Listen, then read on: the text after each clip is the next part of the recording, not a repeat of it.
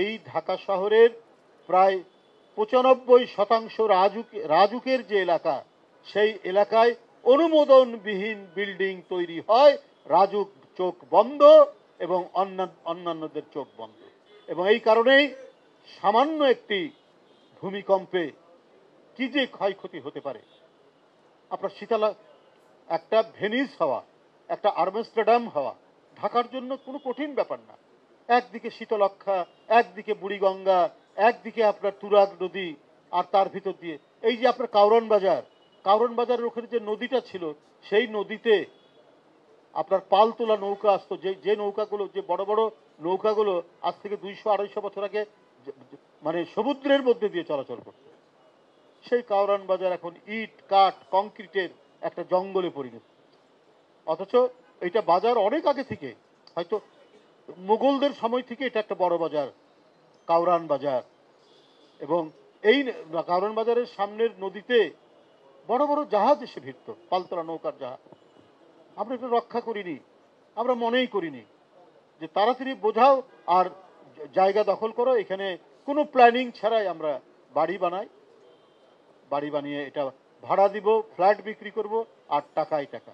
Universal account মানে এক অ্যাকাউন্টে অনেক সুবিধা। এফডিআর এর মতো হাই প্রফিট, সেভিংস এর ডেইলি প্রফিট, অ্যাকাউন্টের মতো ট্রান্সফার ও লোন সুবিধা। অ্যাকাউন্ট খুলুন আজই। আরে গ্রামের ধানি জমি বিক্রি করে ঢাকায় এসে ফ্ল্যাট কিনছে মানুষ, অতি দ্রুত বড়লোক হতে চাচ্ছে। সেই বিস্তীর্ণ ধান ক্ষেত, সেই পুকুর, সেই নদী আর রাখতে চাচ্ছে না। এমন ভাবে টাকাকে করা হয়েছে গড, দেবতা, সেই যেন আরাধ্য। আর এই কারণেই আজকে সামান্য একটি প্রাকৃতিক বিপর্যয়ে আমরা কেঁপে গেছি, আমরা বিপন্ন হয়ে গেছি। এই জন্যই আমরা বলেছি, যার যে কাজ, রাজনীতিবিদ রাজনীতি যারা করছে তাদের হাতে রাজনীতি ছেড়ে দিন।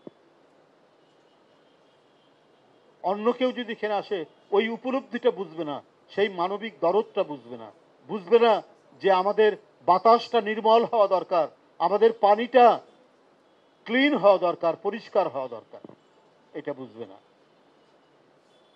যাই হোক, আমি আত্মার মাগফিরাত কামনা করছি। আজকে এটা আমাদের উপলব্ধি। সাইফুল ইসলাম পটুর যে মৃত্যু এবং এরপরে যে ভূমিকম্প, আমাদের কিন্তু অনেক কিছু এর মধ্যে দিয়ে উপলব্ধি করার বিষয় আছে সবার। আমরা যারা রাজনীতি করি সবার এই উপলব্ধি করার দরকার আছে। আমরা যদি এটা উপলব্ধি করতে না পারি, তাহলে আমরা কিন্তু একটা শূন্য গর্ভের মধ্যে আমরা থাকবো, শূন্য গর্ভের অতলের মধ্যে আমরা তলিয়ে যেতে থাকবো। আমরা বাসযোগ্য বাংলাদেশ, বাসযোগ্য পৃথিবী আমরা রচনা করতে পারবো।